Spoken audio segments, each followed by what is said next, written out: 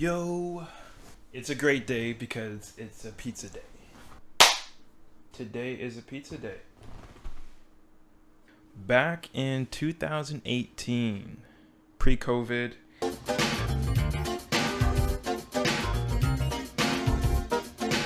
I had just come back from Portugal and Amsterdam. I was playing some soccer over there. Mind you, at the same time, I was enrolled in my master's. So I had taken some time off from my studies to go and pursue some soccer opportunities.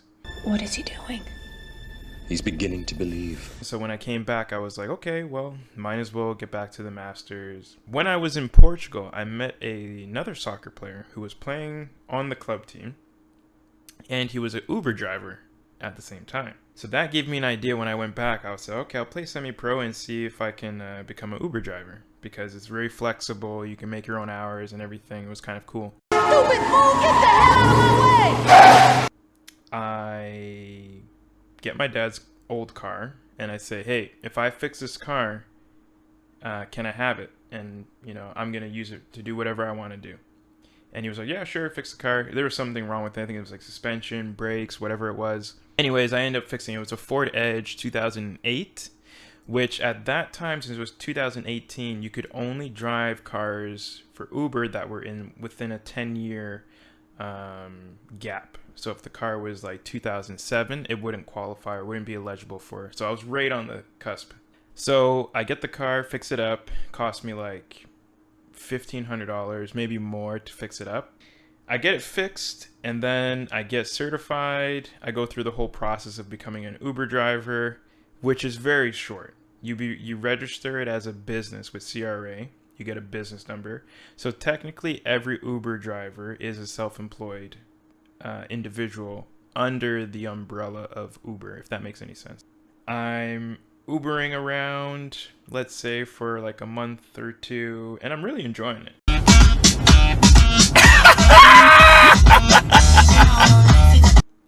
So before I get into that, I'm gonna just dive into some of this pizza because it is staring me in the face. Oh my god. Please let the dough rest 24 hours. You will thank me. I could pick up anybody, anywhere, any place. So that was pretty cool. And I started making quite a bit of good money. Wow, that's a lot of money, Julian. Lots of funny stories. So you do meet your odd fellows as an Uber driver. However, there was a few times. So nights like a Friday, Saturday, Sunday, people were probably drinking a lot. Sometimes those individuals would bring their alcohol in the car because they were pre-drinking and they were going to a club, to another house. And as they brought those drinks into my vehicle, more often than not, they would spill it in my car. Now, I had a pretty nice car and I kept it very clean.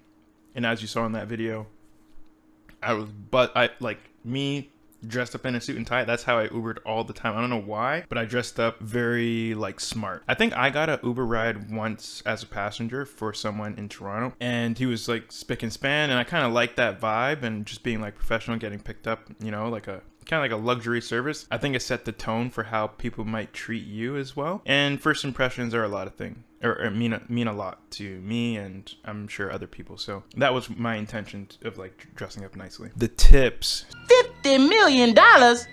they just like drop a 20 or just whatever cash they had. They were just like throwing money. So it was kind of nice getting tips as Uber. Okay, I've been doing a lot of talking. I need a little break here. I'll give you some ASMR.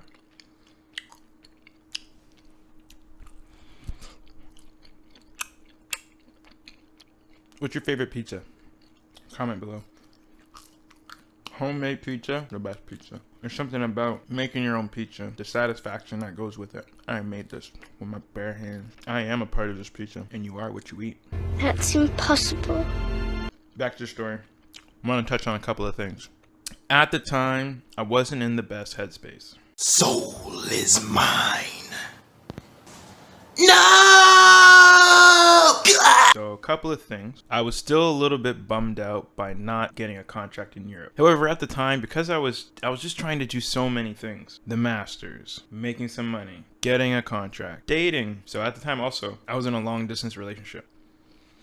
Moral of the story is I think there's a lot of things in there. Things like, for example, I was really insecure about telling my friends and other people and what I was doing for work. And I think you should ask yourself why you feel that way and then write it down and then reflect on it. Because I think in the long term, I didn't really want professional contract. I was kind of just following after my, I had this long career in soccer and I was like, okay, now I have to be a professional. The why was not there. And I didn't ask myself that. So why do you want to be a professional? Or why do you want to be a professional in anything? And that question, if you keep doing it long enough, you'll get used to it. And those answers will keep reaffirming what it is you are doing. And so I think that is the moral of that story. So take from it what you will. Enjoy your pizza. And I hope when I do these like pizza days or these pizza time / story time, you have a pizza with me.